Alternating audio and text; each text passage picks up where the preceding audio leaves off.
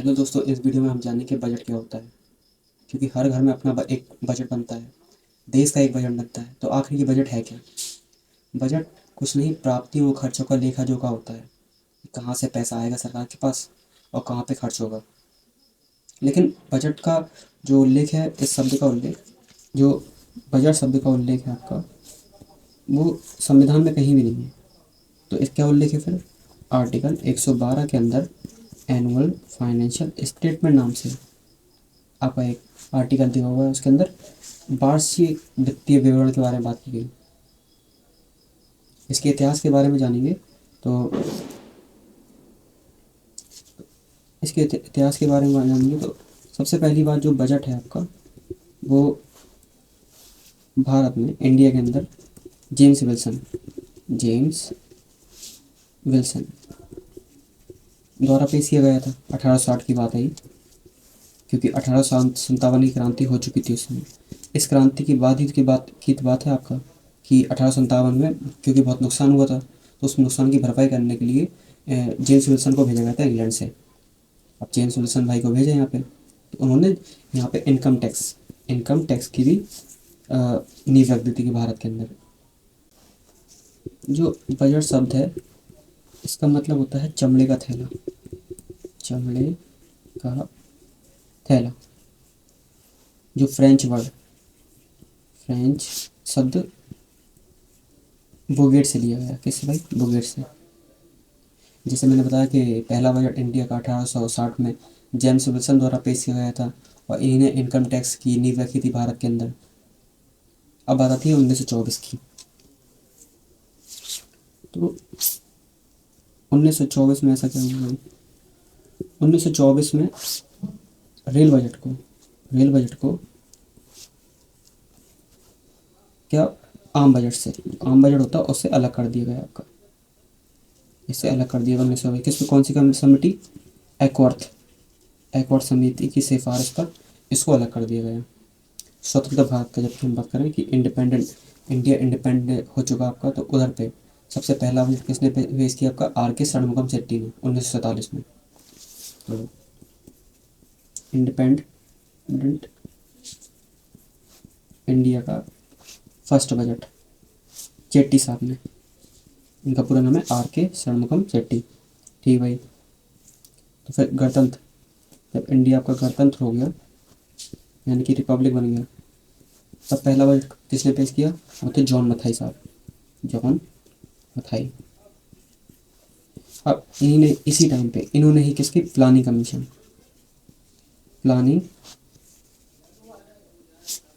की नींव रखी।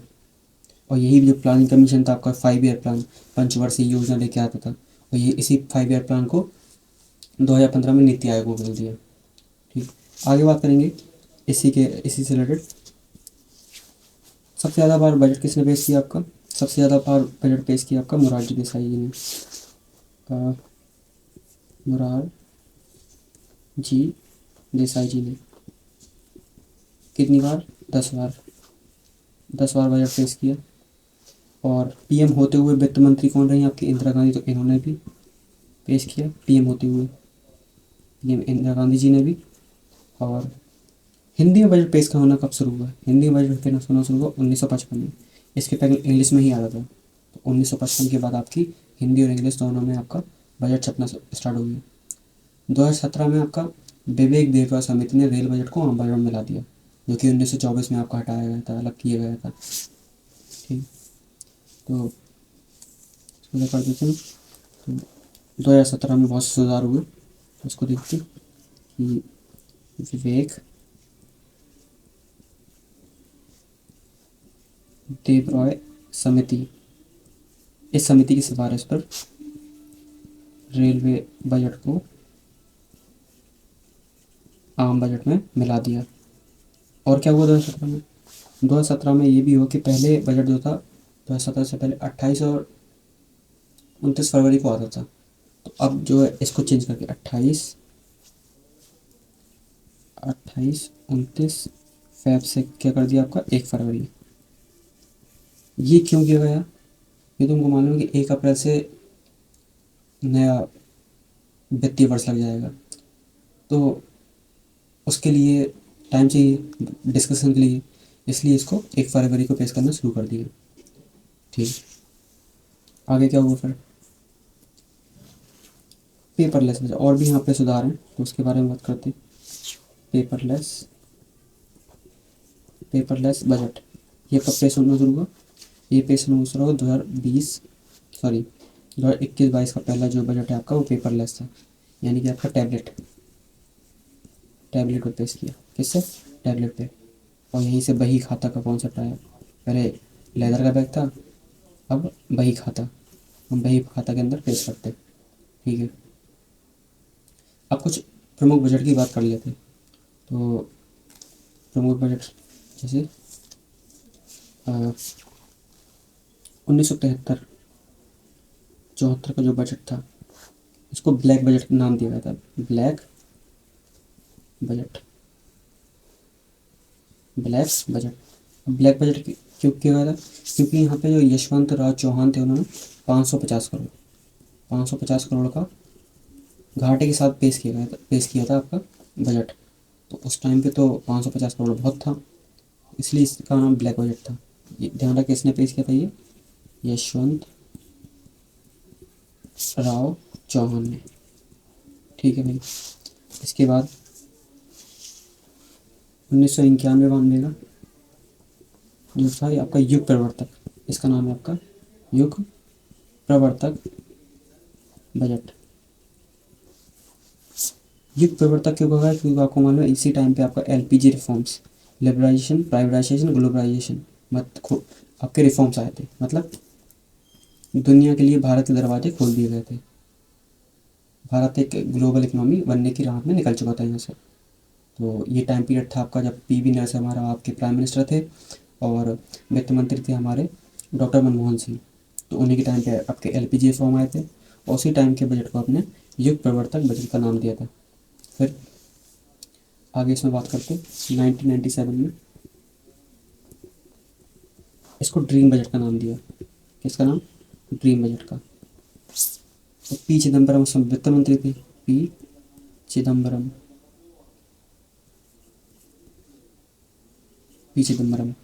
तो इन्होंने जो बहुत सारे टैक्स थे उन्होंने उनकी दरों में भारी कटौती कर दी थी।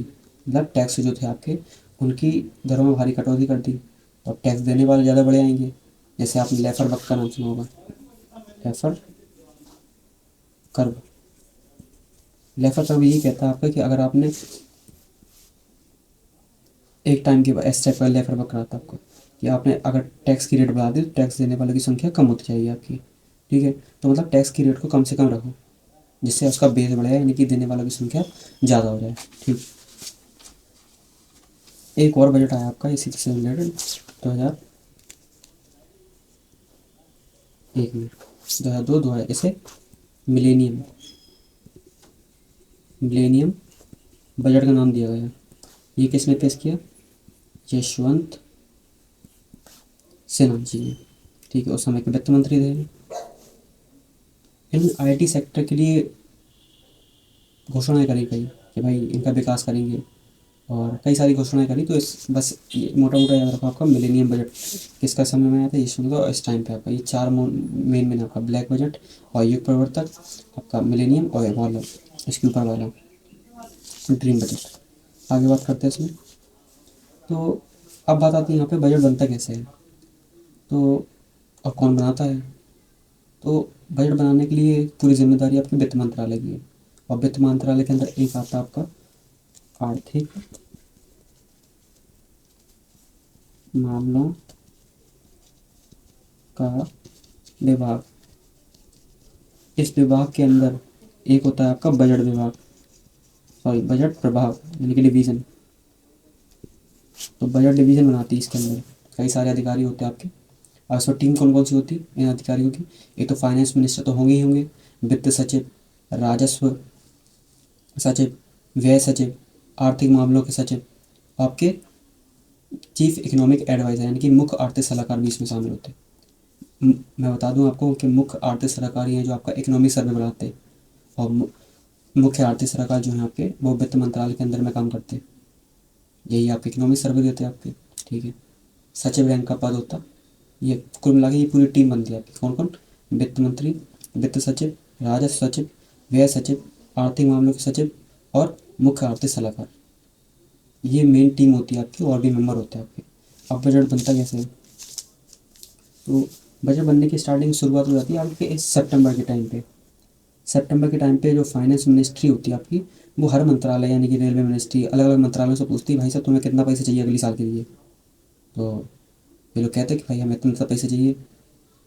फिर वित्त मंत्रालय के पास पूरी जाती है डिटेल। तो वित्त मंत्रालय, फाइनेंस मिनिस्ट्री सबसे पूछती सब मंत्रालयों से, तो फिर वापस ये इनके पास आती। फिर फाइनेंस मिनिस्ट्री और नीति आयोग, यानी कि फाइनेंस मिनिस्ट्री का एक होता है व्यय विभाग।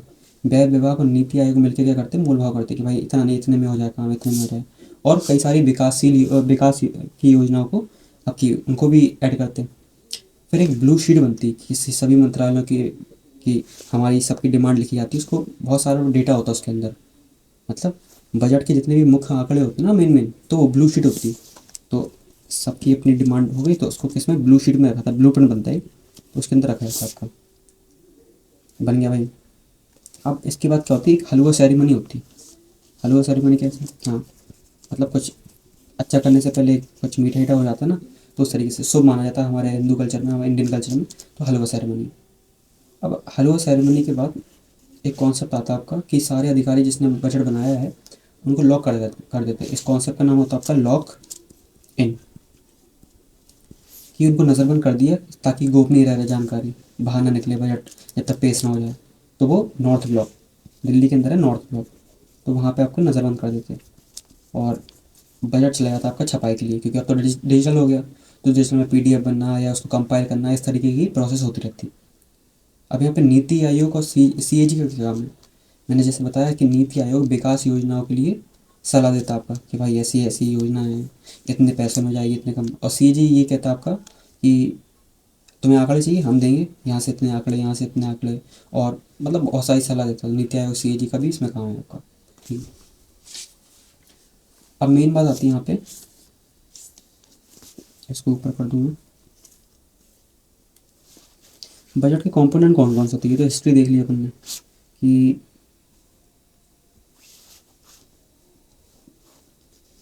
बजट के कंपोनेंट कौन कौन से होते हैं। तो बजट के जो कंपोनेंट होते हैं वो दो टाइप के होते हैं। एक तो राजस्व और दूसरा पूंजीगत। ठीक है। राजस्व होता है जिसमें ना तो संपत्ति बनती है, ना ही कर्ज पे कोई फर्क पड़ता कि कर्ज कम हो गया या बढ़ गया, वो भी नहीं होता। जो रोजमर्रा का काम होता है उसको देखा जाता है आपका। ठीक है। अब पूंजीगत क्या होता है? पूंजीगत में संपत्ति बन भी सकती, संपत्ति को बेच भी सकते, कर्ज बढ़ भी सकता और कर्ज कम भी हो सकता। तो ये दीर्घकालिक होता है आपका। तो कुल मिला के बात यहाँ पे ये कुल मिला इसका समझते कि हॉस्पिटल बन गया आपका, ठीक है, या कोई अस्पताल बन गया, रोड इंफ्रास्ट्रक्चर, वो इसमें आएगा आपका। लेकिन सैलरी देना किसी की, पेंशन देना, वो इसमें आ जाता मोटा मोटा। मैं बता रहा राजस्व मतलब होता क्या है। तो यहाँ पे कुछ ना कुछ बनेगा, यहाँ पे जो है कुछ ना कुछ बनेगा। अब इसके अंदर चलते हैं। तो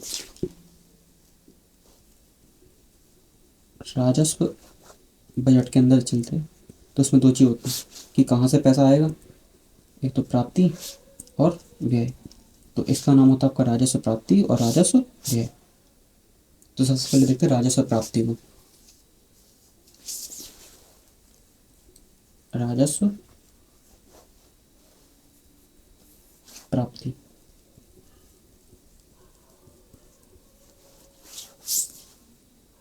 अब क्या राजस्व प्राप्ति क्या होती है? जैसे मैं बताया यहाँ पे कुछ बनेगा नहीं, तो ऐसा पैसा जो सरकार को वापस नहीं करना पड़ता, मतलब कुछ देना नहीं पड़ता उसके लिए, कभी वापस नहीं करना पड़ता, या सरकार की कोई कंपनी या सरकार की कोई संपत्ति भी नहीं बिकती, तो उसका नाम होता है आपका राजस्व प्राप्ति है।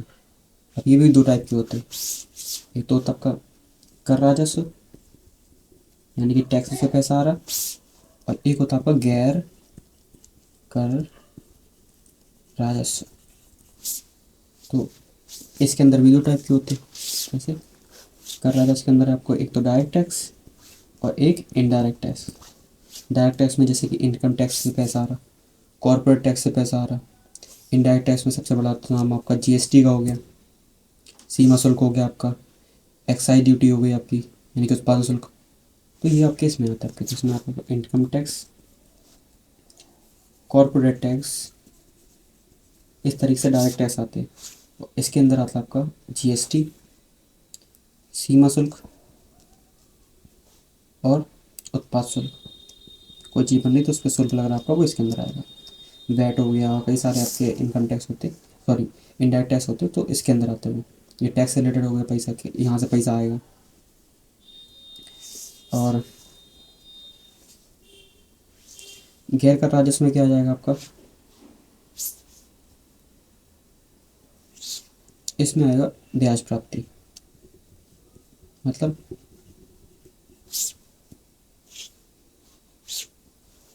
ब्याज प्राप्ति मतलब जैसे आपने कर्ज दिया तो उसका जो ब्याज आता है वो कहाँ पे आता है, वो आता आपका गैर कर राजस्व, यदि कर तो है नहीं लेकिन प्राप्ति है और इसके लिए हमने कुछ करा भी नहीं, तो जो ब्याज आता है आपका आपने टैक्स दिए वो टैक्स करना है। लोन दिया किसी देश को या किसी राज्य को, तो वहाँ से जो पैसा आता है आपका उसका नाम आपका गैर कर राजस्व में आएगा। ठीक है, लाभांश हो गया, पीएसयू के लाभांश हो गया, मुनाफा हो गया आरबीआई का, जैसे कि अभी 2 लाख करोड़ रुपए से ज़्यादा आपका लाभ दिया आरबीआई का मुनाफा हुआ तो उसने भारत सरकार को दिया। फीस हो गई, जुर्माना हो गया, चालान हो गया, पासपोर्ट फीस, लाइसेंस, या आप यूपीएससी के फॉर्म भरते, कई सारे फॉर्म भरते, उसकी फ़ीस कहाँ जाती, ये गैर कर रहा था उसमें। इंटरनेशनल अनुदान हो गए आपके जो वापस नहीं करने आपको, जो वापस करने वो तो लोन हो गया, अनुदान यानी कि जो ग्रांट मिलते हैं आपको वो वापस नहीं करने, तो वो इंटरनेशनल मतलब ये गैर कर राजस्व में आएंगे आपके। तो पीएसयू के लाभांश हो गए, ठीक है, वही आपका मुनाफा हो गया, फीस हो गई कई सारी जो अपन देते, आम जनता देती सरकार को, तो वो इसकी गैर कर राजस्व की प्राप्ति है। ठीक है, अब इसके बाद मेन आता है आपका, मतलब मेन नहीं, मेन तो ये सभी है, इसको रखेंगे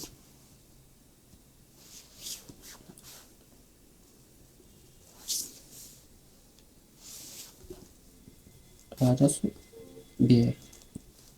अब सरकार रोजमर्रा में पैसा कहाँ खर्च करती, कि भाई कोई संपत्ति नहीं बेची, कोई पुराना कर्ज कम नहीं हुआ, तो मतलब सरकार को चलाने के लिए जो खर्च होगा वो आपका राजस्व व्यय होगा।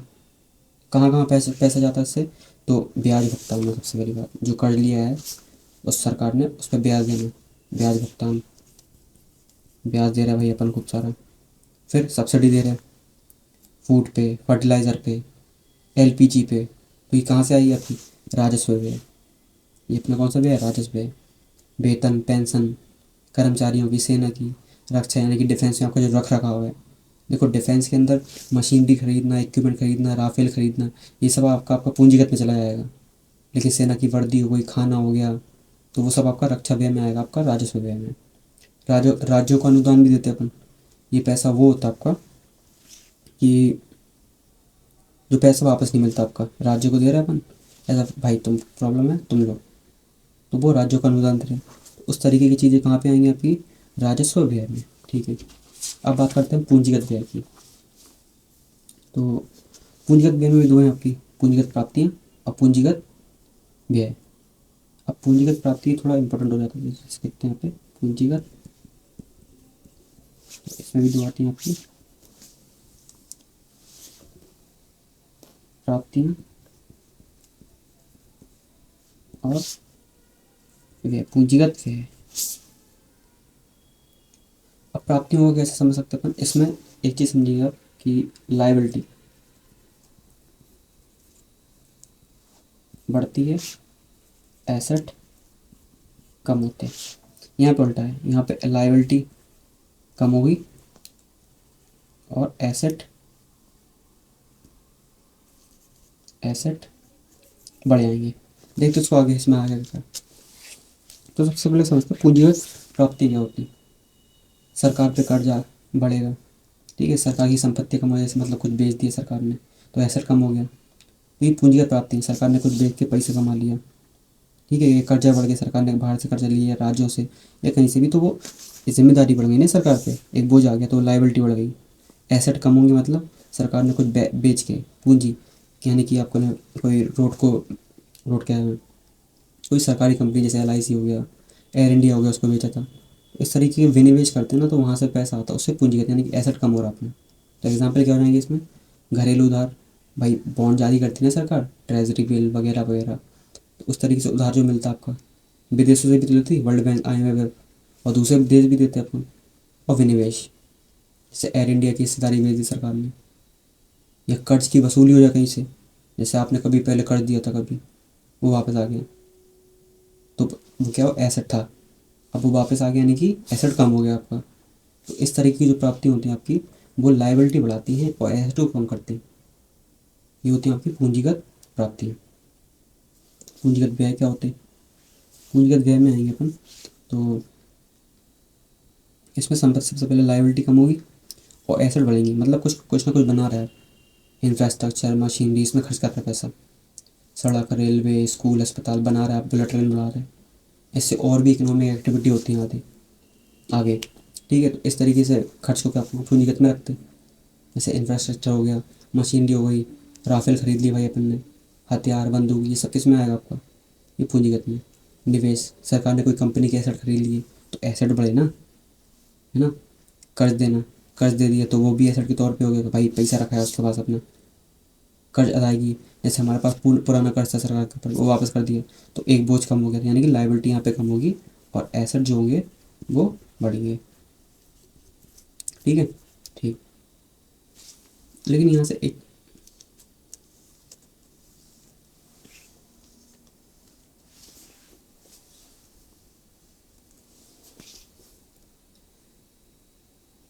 यहाँ पे एक चीज़ देखने वाली है कि यहाँ पे जो कैपिटल एक्सपेंडिचर है, कैपेक्स कहते हैं उसको, कैपिटल एक्सपेंडिचर, ये सबसे बेस्ट माना जाता है, सबसे बेस्ट।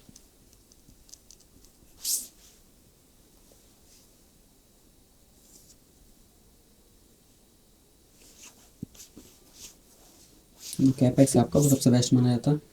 और जो राजस्व प्राप्ति है, वही राजस्व में बेस्ट मानी जाती है। यहाँ पे बेस्ट है कैपेक्स, यानी कि कुछ बना रहे आप तो अच्छा है, बिना कुछ चीज़ अपन को पैसा मिल जा रहा तो वो भी अच्छा है। तो राजस्व प्राप्ति आपकी और कैपिटल एक्सपेंडिचर, ये सब सबसे बेस्ट माना जाता है। और सबसे बेकार क्या होगा, राजस्व व्यय सबसे बेकार माना जाता है, क्योंकि आपका बेफिजूल में पैसा खर्च कर रहा है, आपका कुछ बन नहीं रहा उससे, बस पैसा खर्च कर रहे हैं। तो अब इसमें बात करेंगे हम घाटों की, कुछ ऐसे टर्म होते घाटे। तो सबसे पहला घाटा आता है आपका राजकोषीय, राजकोषीय घाटा। ये क्या होता है,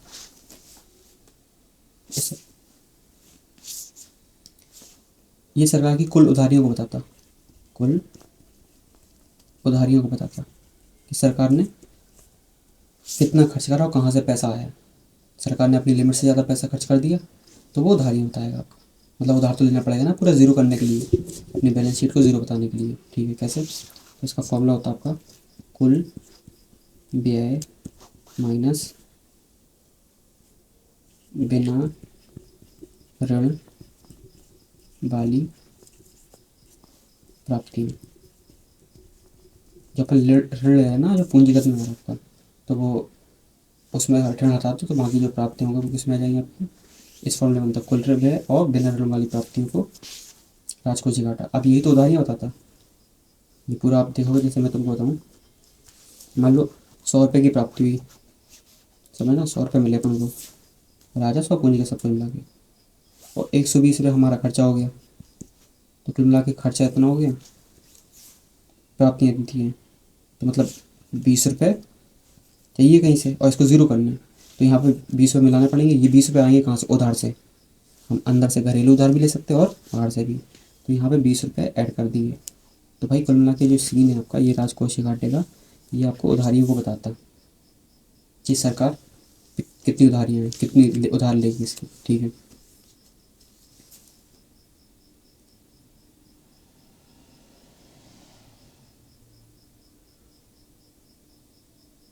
अगर ये राजकोषीय घाटा बढ़ेगा तो सरकार क्षमता से ज़्यादा खर्च कर रही है आपकी, ज़्यादा उधारियाँ होंगी तो ज़्यादा ब्याज देना पड़ेगा अपन को, भविष्य में खतरा बढ़ेगा, टैक्स बढ़ सकते हैं आपके, तो महंगाई बढ़ सकती है। इसलिए FRBM एक्ट, कौन सा act, FRBM act, financial responsibility budget management act 2003 में आया था आपका ये। तो इसमें जीडीपी के 3% जो राजकोषीय घाटा है, जीडीपी का 3% रखने की कही थी इस FRBM एक्ट ने, 3% रखनी, ठीक। और NK सिंह ने आपका 2.5% कही थी इसको।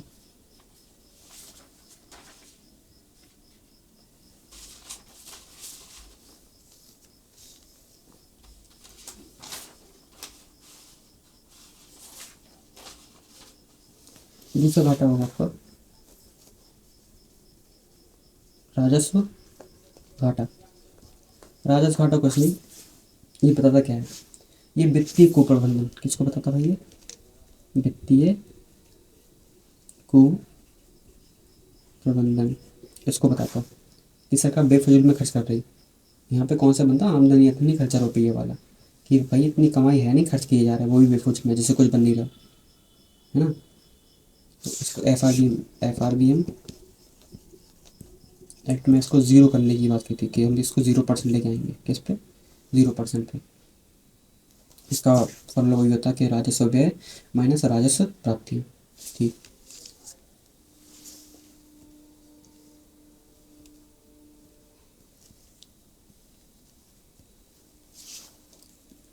तीसरे तरीके का घाटा होता है आपका प्रभावी राजस्व घाटा। ये क्या होता है? जैसे मान लो क्योंकि आप अनुदान दे रहे हैं राज्यों को, वो आ रहा आपका राजस्व व्यय में, है ना। तो आपको लग रहा है कि उससे कुछ बन नहीं रहा, कि मान लो राज्य उससे कुछ बना दे, सड़क बना दे या हॉस्पिटल बना दे, तो है तो भाई पूंजीगत व्यय। आपने यहाँ से राजस्व कर दिया कि भाई राजस्व, लेकिन वहाँ पे वो पूंजीगत काम कर दे रहे हैं, कुछ बना दे रहा अच्छा, जिससे आगे इकोनॉमिक एक्टिविटी हो। तो सरकार ने सोचा 2011 में, 2011-12 के बजट में सोचा कि प्रभावी राजस्व घाटा लेके आएंगे। इसमें जो राजस्व घाटा है, इसमें से हम जो राज्यों को अनुदान देते पूंजीगत व्यय के लिए, कि भाई अनुदान दे रहे हैं और वो पूंजीगत व्यय पे खर्च कर दे रहे हैं, तो उसको हटा दो, क्योंकि एक्चुअल में देश के अंदर ही तो बन रही वो पूंजीगत वाली चीज़, जो हॉस्पिटल रेट वो बन रही, जो राज्य बना रहा है आपका अनुदान के पैसे से। तो इसलिए इसको जो अनुदान दिए हैं आपके राज्यों को, उसको हटाने की बात कही यहाँ पे। तो इसी का नाम है आपका प्रभावी राजस्व घाटा। ये वास्तविक तस्वीर दिखाता है ना कि एक्चुअल में घाटा हुआ कितना।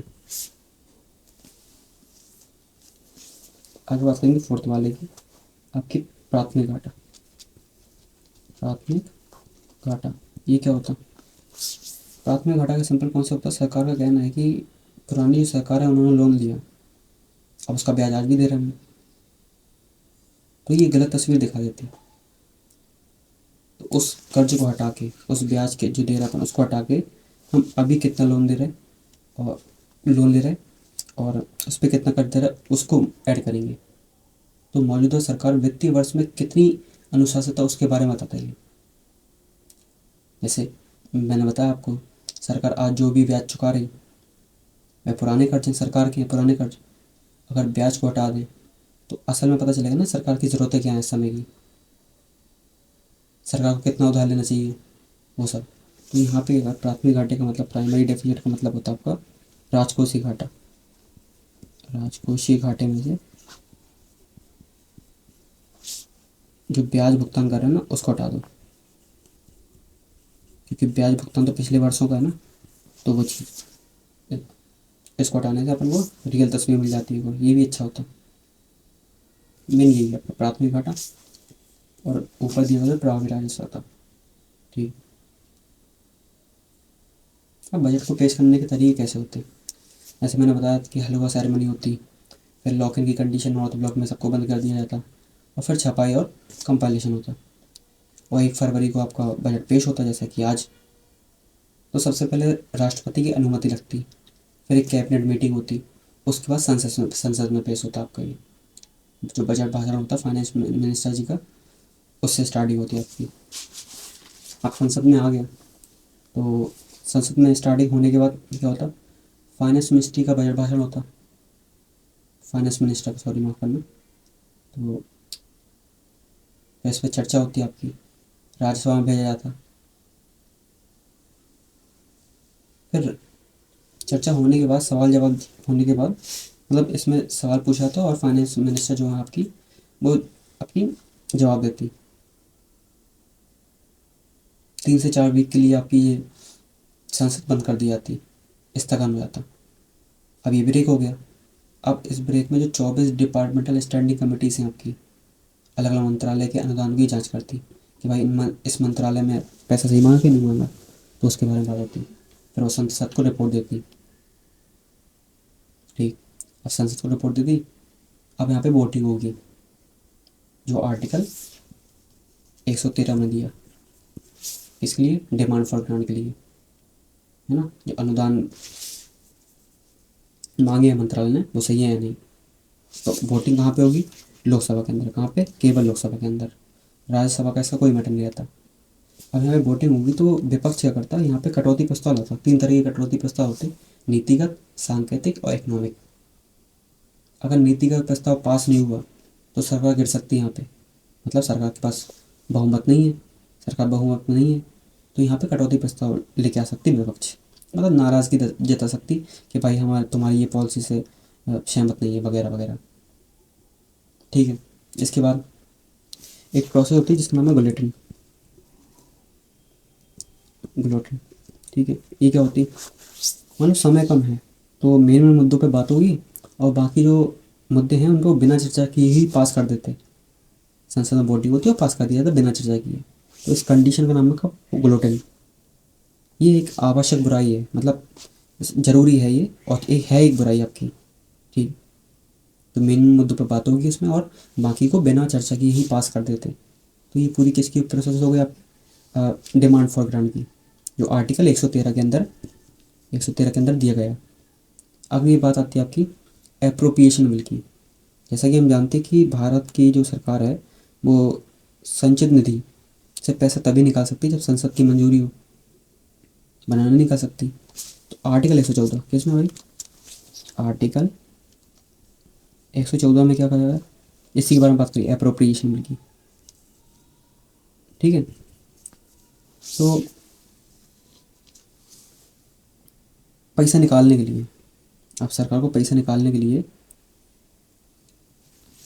आर्टिकल 114 के अकॉर्डिंग क्या संसद से पास कराना पड़ा, क्योंकि संसद 3 तरीके की निधि होती है आपकी, संचित निधि, लोक लेखन निधि और आकस्मिक निधि। तो संचित निधि से पैसा निकालने के लिए, सरकार को खर्च करने के लिए आपकी वोटिंग होती है। जैसे आपकी वोटिंग में बिल पास हो गया तो सरकार को अनुमति मिल जाती है आपकी कि हाँ पैसा खर्च करने की। ठीक। अब बात आती है टैक्स की, क्योंकि हम जानते हैं कोई भी कानून के अलावा हम टैक्स नहीं लगा सकते। तो भाई यहाँ पे एक फाइनेंशियल बिल लाया जाता, फाइनेंस बिल, जैसे वित्त विधेयक लाया जाता तो उसको पास कराया जाता 75 दिन के अंदर। मैं बता दूँ उसको, आर्टिकल 265 में दिया आपका फाइनेंस बिल के बारे में कि यहाँ पर 75 दिन के अंदर पास होना ज़रूरी है। ठीक है। तो सरकार टैक्स लगा सकती, नया नया टैक्स लगा सकती, या पुराने ख़त्म कर सकती, या इनमें सुधार कर सकती, वो इसके अकॉर्डिंग आता है आपका। और 75 दिन में पास होने, जब से 75 दिन में पास होनी चाहिए ये चीज़, तो टैक्स लगाएगी। मतलब ये आय के साधन हो गए, यहाँ पे सरकार के आय के साधन हो गए। ठीक है। और ऊपर जो एप्रोप्रिएशन बिल था आपका, वो सरकार कहाँ पे खर्च करेगी उसके बारे में हो गया।